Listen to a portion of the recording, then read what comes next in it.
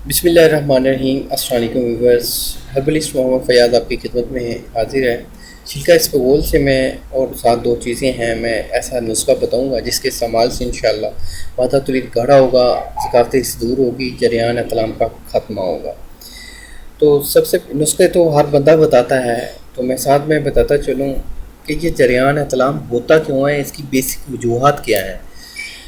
तो सबसे पहले हम बिस्तरी या जलक की आदत, जो लोग ज़्यादा हम बिस्तरी ज़्यादा गलतकारियाँ करते रहे हैं, जलक की यानी कि मुट की बीमारी में मुबतला रहे हैं, तो उनके साथ भी ये मसला हो जाता है। उनको ज़ुकात हिस्स होता है, तो जब अज़ु ख़ास की सेंसिटिविटी बढ़ती है, नफ्स की सेंसिटिविटी बढ़ती है, तो तब भी कतरे आने शुरू हो जाते हैं।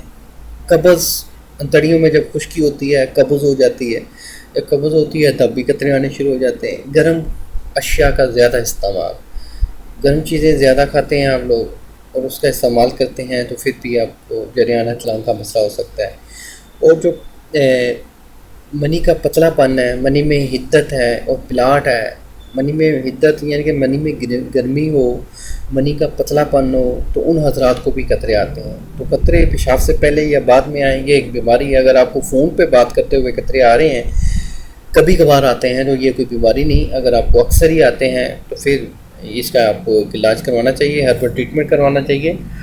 तो इसके हवाले से एक बेहतरीन हर्बल टिप मैं बताने जा रहा हूँ, उसको नोट फरमा लें। तो नुस्खे की जानब बढ़ने से पहले मेरी आप लोगों से पर्सनल रिक्वेस्ट है कि जिन हज़रात ने मेरा चैनल अभी तक सब्सक्राइब नहीं किया वो मेरे चैनल को ज़रूर सब्सक्राइब करें और बेल आइकन को लाजमी प्रेस करें ताकि आने वाली तमाम वीडियोज़ आप तक पहुँचती रहें। बहुत शुक्रिया, जज़ाकल्लाह। नुस्खा नोट फरमा लें। नुस्खा उम्मुल शिफा कुश्ता कली 1 ग्राम, मजून अर्द खुरमा 12 ग्राम, छिलका इसबगोल 10 ग्राम।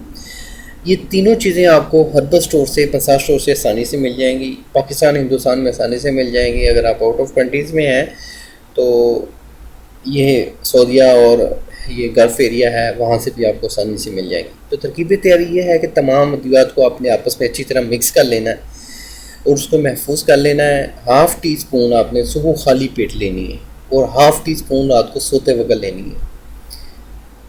सॉरी, मैं वाइस में बोल दिया टीस्पून, हाफ़ टेबल स्पून आपने लेना है, ठीक है। हाँ, टीस्पून मिकदार कम हो जाएगी। अगर आपका जो जिस्म है 50 केजी से कम है, 50 केजी से कम है तो फिर आप हाफ़ टी स्पून लें। अगर 50 केजी से अबव है तो फिर आप टेबल स्पून लें।